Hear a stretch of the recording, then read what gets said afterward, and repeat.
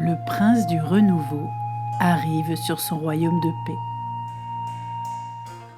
La 3e fois cette semaine que je parle de paix avec vous, et tous ceux qui veulent bien m'entendre la crier à haute voix. Car il faut dire que les parchemins du passé deviennent on ne peut plus illisibles pour la plupart des gens, qui les connaissent pourtant par cœur. Enfin, du moins le pense-t-il ainsi. Il était donc une fois une sorte de princesse. Et oui, me voilà de retour avec Sa Majesté, la princesse des contes oubliés. Cette princesse n'avait plus le temps de lire quoi que ce soit, tellement elle était absorbée par la couleur du monde actuel. Le noir prenait toute la place, et le rouge, j'en parle même pas, tellement il coulait le long de son visage, plein de rancœur et de vérités inavouables encore de nos jours. Notre princesse passait son temps à chercher par où était passé le prince pour arriver, lui, à ne plus se soucier de rien, à part du mauvais temps et de la pluie qui ravageait son potager, pourtant si bien labouré avec sa petite bêche de jardinier du dimanche. Il avait planté des tomates par amour, disait-il, car le rouge lui évoquait telle chose. Alors que pour sa princesse, les tomates n'étaient jamais assez bonnes, et encore moins assez goûteuses pour en faire une salade d'amour véritable, face aux grimaces incessantes du prince, face à son dégoût du fruit de son travail. Le prince aimait tellement sa princesse qu'il ne savait plus quoi faire pour l'aimer encore plus. Car à chaque fois qu'il lui disait « Je t'aime », elle lui répondait « Moi aussi ». Mais pas quand tu n'arrêtes pas de me servir des salades au petit déjeuner, au dîner et à la soupe de midi. Car en fait, notre princesse ne voulait jamais goûter les véritables légumes, ceux qui apportaient joie, bonne humeur et vitamines pleines de grâce du jardin de notre prince bien-aimé. Elle préférait les salades du jardinier d'en face, celui qui ne les avait pas plantées, pas récoltées et encore moins soignées avec amour. Uniquement ceux qu'il avait décidé de traiter avec irrespect et bienséance due au rapport qualité-prix qu'il allait en tirer. Ils étaient certes très beaux, ces légumes et ces fruits variés, brillants, pleins de vigueur apparente, et encore moins moches que ceux du jardinier d'à côté, celui qui les cultivait lui-même pour les vendre au plus offrant, de la sorte que son commerce puisse lui aussi fleurir comme celui du voisin de la chance incarnée que se trouvait être notre prince. Celui qui ne faisait rien de travers, puisque ses légumes étaient toujours bons en goût et en arôme essentiel pour le consommateur. Mais malheureusement, pour le commerçant honnête, il ne les vendrait jamais, car ils étaient destinés au doux ventre de notre chère princesse, qui, elle, ne voulait rien en savoir. Préférant, comme toujours, se cacher dans la cuisine pour manger les bonbons et les viennoiseries du marchand de légumes pas clairs, et prêt à affronter n'importe quel paysan pour lui dire que son programme de nutrition équilibrée n'est que des avantages face à lui, pauvre commerçant sans le sou, puisque, obligé de vendre ses produits si peu chers pour ne pas mourir face à la rareté et à la beauté des légumes du maraîcher de la vie, si ordinaire de sens, lorsque le légume ne devient plus rien, à part une sorte de chose sans intérêt pour le commerçant du coin. Il fallait donc réhabiliter le légume, se dit un jour notre maraîcher bien honnête, et peu avare de ces légumes pas si beaux et pas si goûteux, mais juste bons pour révéler tout ce que l'univers a de formidable à chaque client qui se donnait la peine d'en goûter un bout.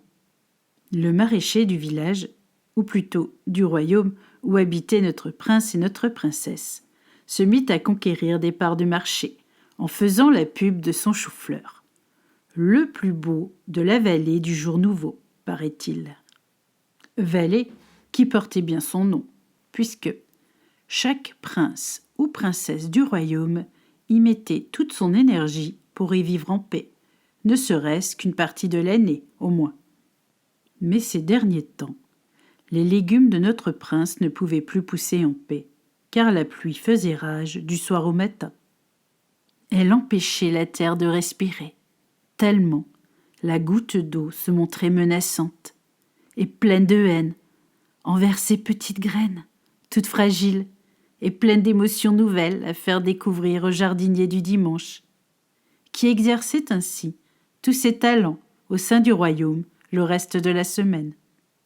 Notre prince était un valeureux guerrier, qui, lorsqu'il n'était pas dans la cuisine en train de préparer ses propres sauces tomates l'hiver, se battait contre l'incommensurable dragon des abîmes passés, celui qui empêchait les nouvelles âmes bien agréables de venir s'installer dans la vallée. Ce dragon barrait le passage à l'inconnu, aux nouveaux venus de la région, et encore aux vieux, qui désiraient se rendre dans la cité insulaire d'à côté, celle qui gardait archives et autres bibliothèques formidables des temps passés, et plus qu'anciens. C'est ainsi que les nouveaux maraîchers du royaume de la paix ne savaient plus comment cultiver leurs légumes, et cela devenait de plus en plus problématique. Car la pluie venait encore de tomber ce matin-là, lorsque notre prince se mit en route pour essayer, encore une fois, de terrasser le dragon, qui lui barrait le passage pour atteindre les livres de la sagesse véritable, qui se trouvaient dans la fameuse bibliothèque insulaire du baron des bonnes manières d'à côté. La cité insulaire regorgeait d'ouvrages spécialisés en la matière, et notre prince n'en pouvait plus de devoir continuellement se fier aux informations tronquées du livre du savoir local.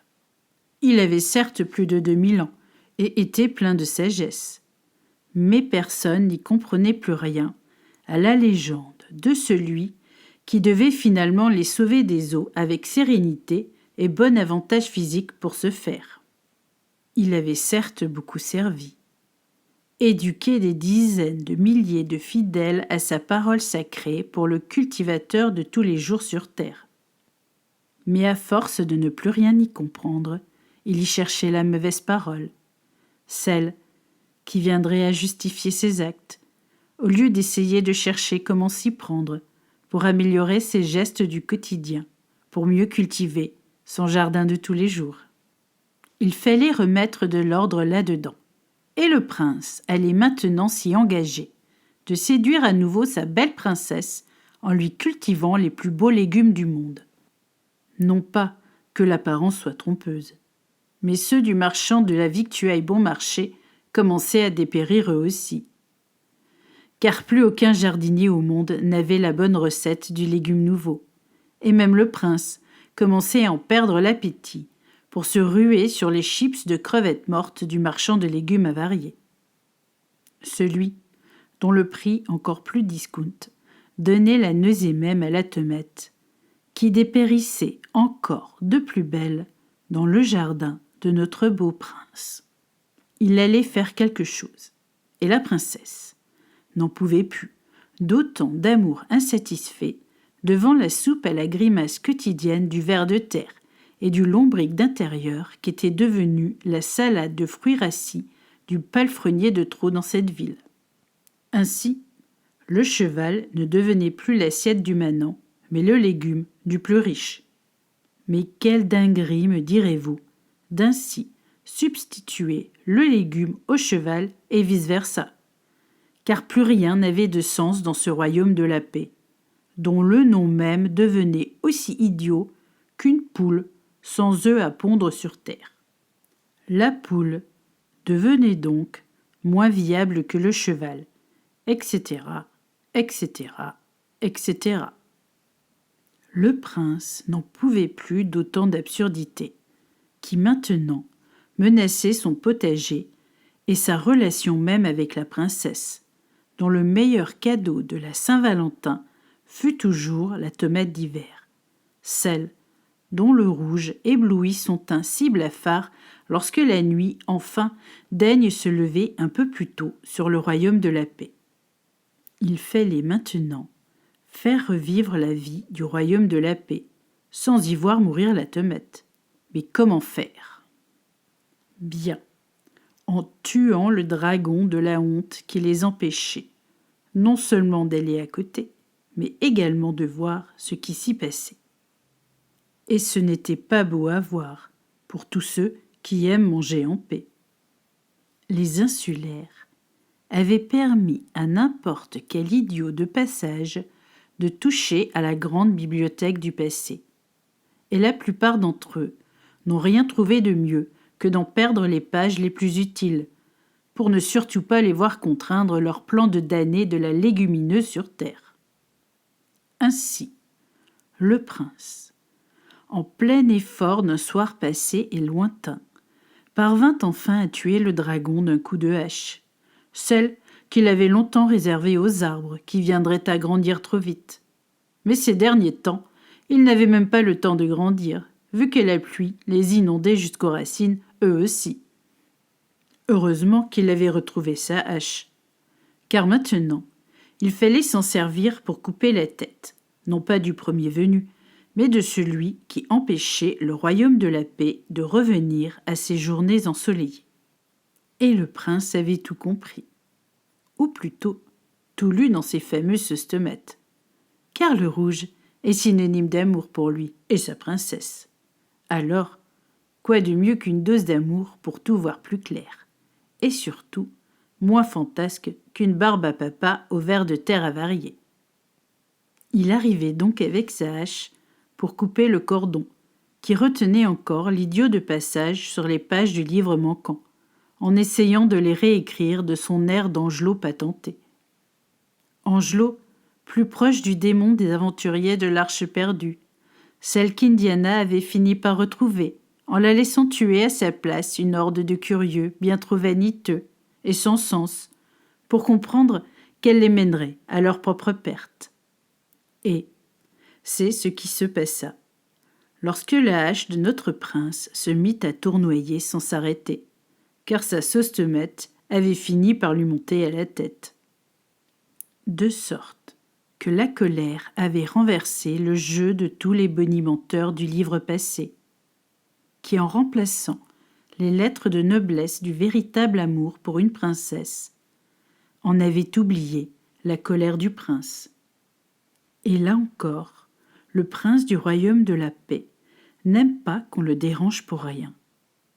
Mais là encore, la sauce tomate se devait d'être parfaite pour notre princesse, car d'ici 2 jours, il devrait la combler d'amour, encore une fois, pour ne pas lui faire oublier que la paix vient du cœur et non de l'esprit malsain qui l'oblige à manger des salades avariées du soir au matin. Ainsi, notre prince condamna la bibliothèque insulaire du comté du savoir voisin pour la faire rénover en temps voulu. Mais pour tout cela, il devrait trouver des volontaires, et pas les moindres, ceux qui se souviendraient encore du passé, non pas rédhibitoire ou plein d'erreurs, mais de celui qui construit une vie, une famille, voire une civilisation de bienheureux de la terre. Cependant, une chose formidable venait d'arriver. La pluie, enfin, cessait de tomber sur le royaume. Il faut croire que les écailles du dragon avaient fini par absorber toute l'eau nécessaire à la culture du légume nouveau. Il n'y aurait plus qu'à se pencher pour en essorer les pores une fois le soleil estival arrivé. Notre prince rentra content et mécontent à la fois, car la princesse devrait attendre un peu pour voir les cultures reprendre forme. Mais bon, il avait terrassé le dragon qui annoncerait à présent le renouveau pour le royaume de la paix, celui dont il s'apprêtait à devenir le roi. Car la mort allait également en chasser le roi, qui devenait on ne peut plus vieux et gâteux face à la connerie de son propre garde-manger. Il était temps, car la princesse avait faim de renouveau, Et notre prince s'apprêtait à le lui donner en pâture nouvelle également, avec un de ses livres bien cachés qu'il avait ramené de la cité du savoir. Comment cultiver ses légumes lorsque le soleil vient à manquer le soir. Bien.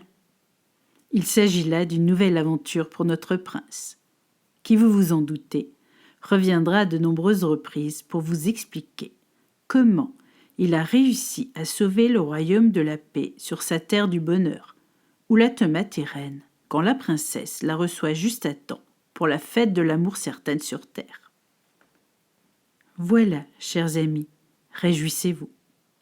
Les princes et les princesses du renouveau arrivent sur terre, et également dans mes contes d'une forêt bien nouvelle aussi, lorsque la lune nous donne comme ça, en partage, un dragon et une fée, pour ne plus oublier les belles histoires de notre temps et du temps passé. Ah oui, la fée. Je vous en parlerai la prochaine fois, peut-être, quand le temps de dire au revoir à la lune du passé lointain se fera sentir. Sûrement. Allez, les amis, bonne semaine. Et surtout, n'oubliez pas de me liker quelque peu, pour animer une cloche un peu paresseuse ces temps derniers, car elle vous aime beaucoup, mais seulement si vous la sollicitez en retour de votre pouce bien levé, lui aussi, pour signifier que je mérite d'être lu, ou plutôt entendu du monde entier.